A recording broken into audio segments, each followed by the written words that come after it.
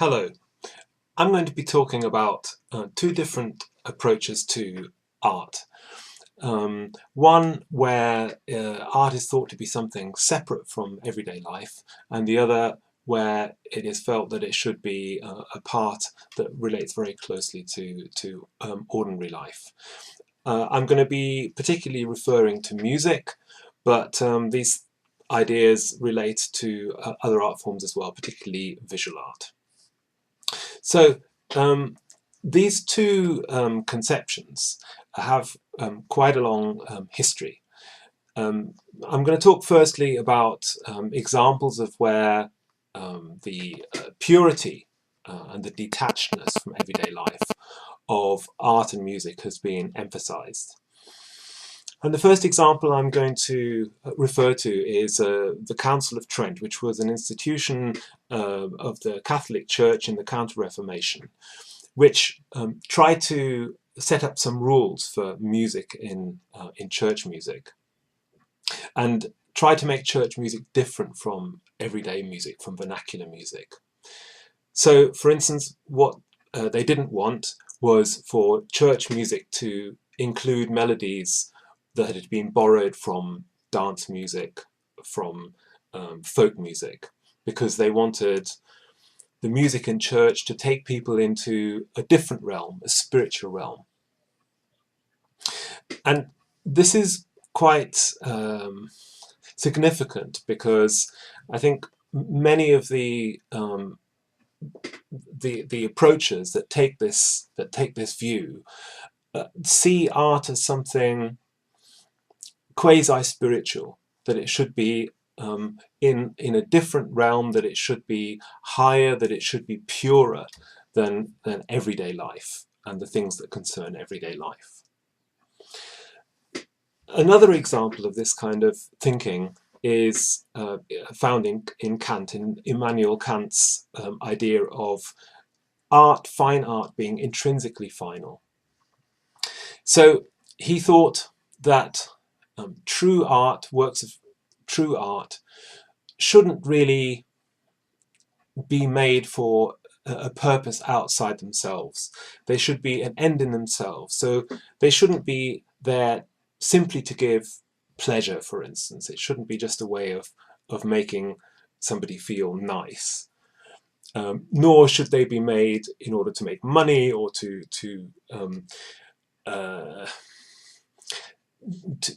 create some kind of particular reaction in the audience, but it should be for the sake of the work of art. So art for art's sake is a commonly used phrase which promotes this kind of approach and this kind of view of art.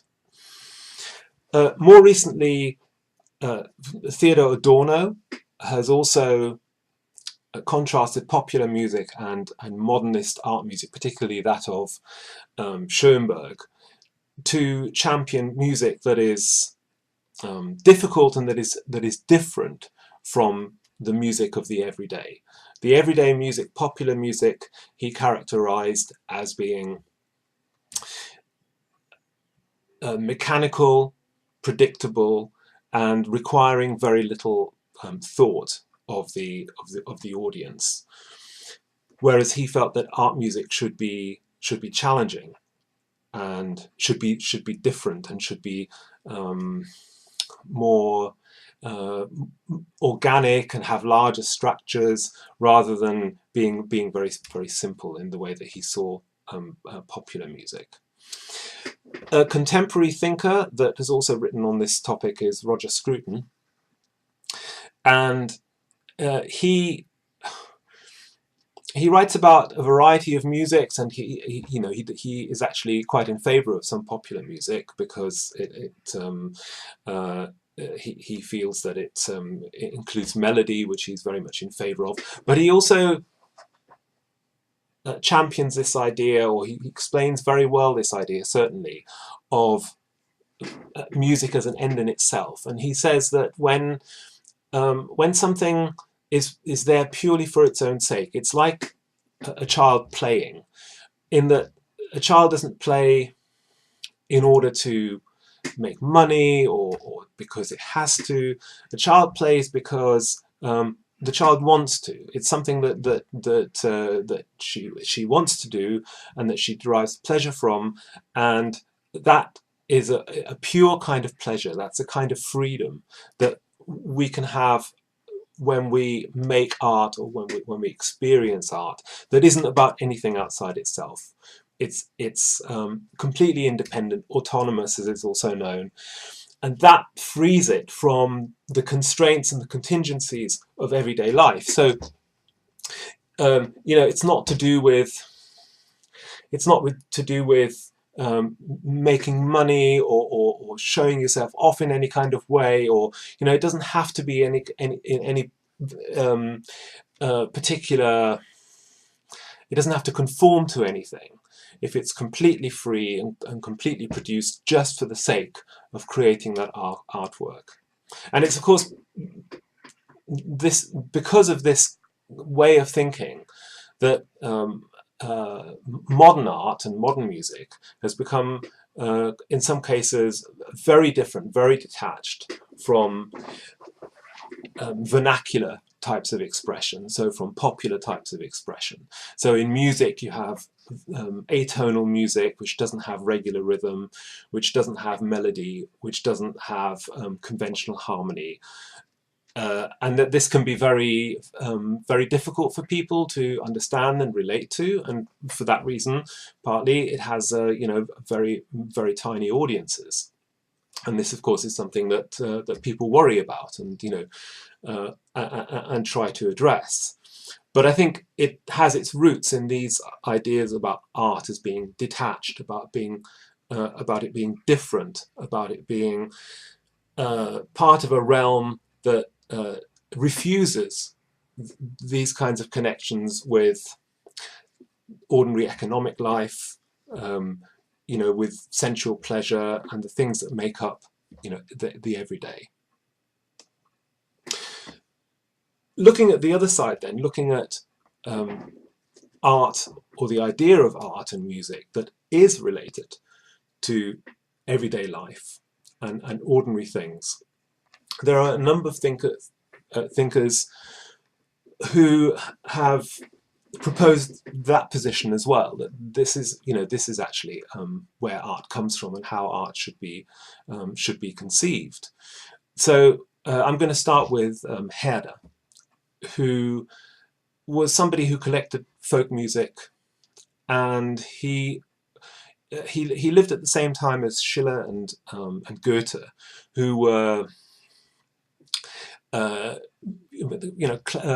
classical German writers who thought that literature was a sort of a high cultural art form, which was it existed in a kind of a rarefied space and wasn't should be very different to everyday life. So the position I've just described, really. And Herder said no, art actually comes from ordinary people, and he was he as I said, he collected folk music. He was interested in myths and legends, and he very much proposed the idea that it was actually the culture of ordinary people.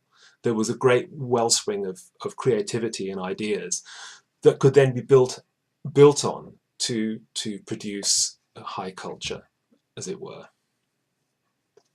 Somebody else who had that kind of approach was the English composer Vaughan Williams, who was a late nationalist composer, if you like. He was at the beginning of the 20th century, first half of the 20th century. He was most active, and so he was around at the same time as a modernist composers such as Schoenberg, but compared to them, he was quite conservative.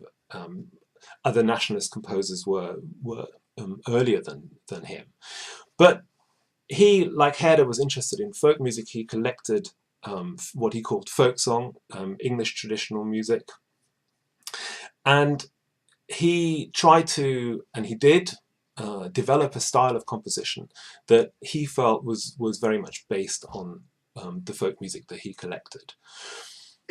And he thought this was a legitimate and productive way of developing his own compositional style, because he felt that even though these songs were quite simple and quite short, they had a depth and a validity because they'd been created by people over generations, and therefore they had the scope of relating to people, particularly people from that culture, and they could be developed into bigger structures, into orchestral works of the kind that he was writing.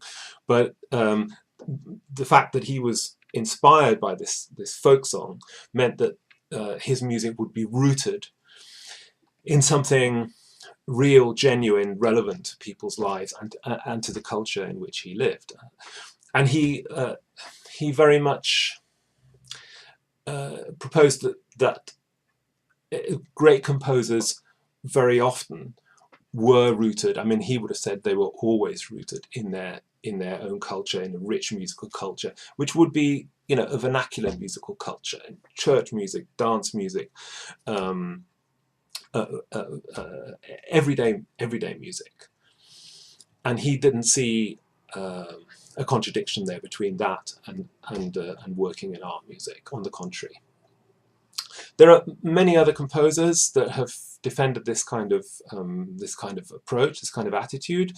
Around the same time, in the 1920s, there was the idea of Gebrauchsmusik in Germany, which is most commonly connected with Paul Hindemith and also Kurt Weill, which promoted the idea of music being written by art music composers, but relevant and useful in everyday life and part of people's everyday culture.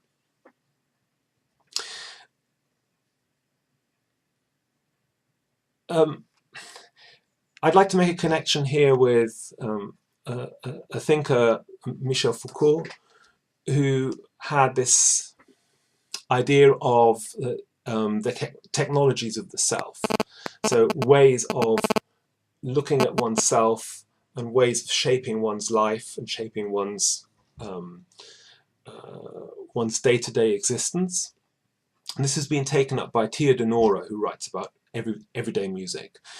And the idea is that music can be used. So going on from the idea of music that's useful in everyday life and that has an application, one way that this can be thought of is that it can be used to structure your day, to shape your energy levels, to influence your mood. So this would be a way that music is subjective, yes, but it does have an application. It is there for daily use, rather than being part of this more abstract spiritual realm that I was talking about before. So to sum up, I've been referring to two different ways of looking at art and art music.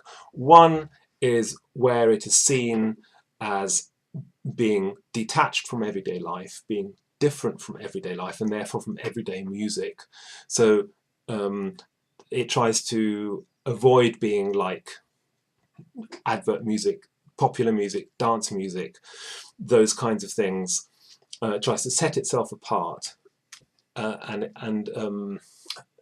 refers to and addresses other ways of thinking which are outside that, which are maybe difficult to conceive of even, but to do with maybe abstract, structural, spiritual ways of thinking. And the other approach is one that thinks of music as as growing out of everyday life, of being related to the body, to everyday culture and everyday experience, and that is something that actually can inspire great art music as well, and that art music doesn't suffer from, but can actually benefit from that relationship and that connection. my book, The Accessibility of Music, which is out in Cambridge University Press, talks more about these kinds of issues. So if you're interested in this, that's something you could look at.